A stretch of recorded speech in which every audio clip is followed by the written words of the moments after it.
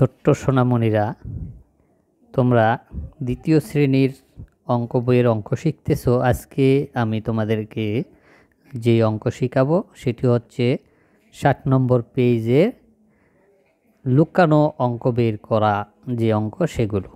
আজকে আমরা দুটি অঙ্ক শিখব। তোমরা মন দিয়ে অঙ্কগুলো বোঝার চেষ্টা করো। তো চলো আমরা শুরু করি। আমরা এখানে প্রথমে যে অঙ্কটি দেখতেছি 1 নম্বর অঙ্ক। এখানে 4 খালি ঘর 5 যোগ 2 1 খালি ঘর সমান সমান কত?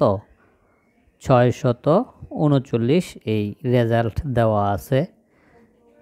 এই যোগফল যেটি, এটির মাধ্যম দিয়ে আমাদেরকে এই অঙ্কটি, এখানকার খালি ঘরে যেই সংখ্যাটি আছে সেটি আমরা বের করতে পারবো। কিভাবে দেখো, আমরা কিভাবে এই সংখ্যাটি বের করি এখন সেটি তোমাদেরকে দেখাচ্ছি। আমরা দেখতেছি, আমরা যদি যোগ শুরু করি তখন আমরা কোত্থেকে করব? একক স্থান থেকে। এটা হচ্ছে এই সংখ্যাটির একক স্থান, আর এখানকার একক স্থান কি? 5। অর্থাৎ তাহলে আমরা এই 5-এর সাথে এই একক স্থানকে মিলাবো। এখন এইখানে যেই সংখ্যাটি আছে আর এই 5কে মিলালে যেই ফলটি বের হতো সেটি আমাদের অজানা নাকি জানা? অজানা, কিন্তু তারা এখানে এই ফলটি দিয়ে দিয়েছে। দেখো, এই 9। এখন আমরা যদি এই অঙ্কটি গণনা করে 9 পাই তাহলে এইখানকার লুকানো সংখ্যাটি আমরা বের করতে পারবো। আমরা যদি এই 5 থেকে 9-এর কাছে গণে যাই তাহলে আমরা এইখানকার সংখ্যাটি পাবো। তোমরা গণ দেখি, 5 থেকে 9-এর কাছে যাও, 5-এর পরে বলো 6 7 8 9, তাহলে আমরা কিন্তু 4 সংখ্যাটি পাবো। এখানকার লুকানো আছে যে সংখ্যা তার নাম হবে কি? 4। কিন্তু অঙ্কটি এভাবে না করে আমরা কিভাবে করব? আমরা এই 9 থেকে 5কে বিয়োগ করব। 9 থেকে কি করব? 5কে বাদ দিব। তাহলে যে সংখ্যাটি থাকবে সেটি এখানে লিখে দেবো। আমরা যদি 9 থেকে 5কে বিয়োগ দিই তাহলে আমরা 5-এর থেকে গণে কার কাছে যাব? 9-এর কাছে যাব। সেম কথা। 5-এর পরে 6 7 8 9, 4 পাবো আমরা। তাহলে এইখানে লুকানো সংখ্যাটি কি পাবো? 4।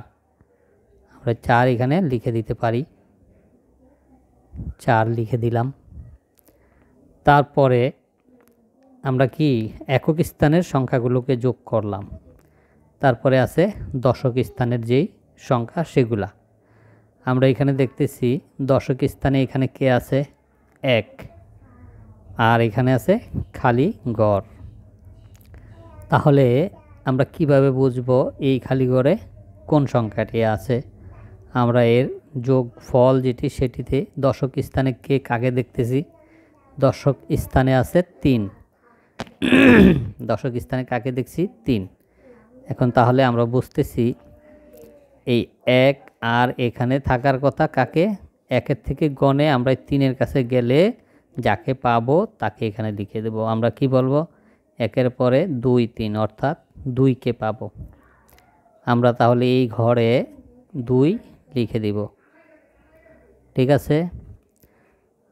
তাহলে এখন আমরা যদি এটাকে যোগ করি একসাথে, 2 আর 1-এ, অথবা 1 আর 2-এ হয় 3। 1 আর 2-এ কত? 3। এই যে 3 লেখা আছে। আমরা তাহলে দুটি খালি ঘরে যেই লুকানো সংখ্যাগুলো ছিল সেগুলো বের করতে পেরেছি। এখন যেই বাকি 2টি সংখ্যা আছে এগুলো হচ্ছে শতক স্থানের সংখ্যা। এই একটি সংখ্যা, এই একটি সংখ্যা, এরা কিন্তু এদের স্থানীয় মান কি? শতক। এটা হচ্ছে 200 আর এটা হলো 400।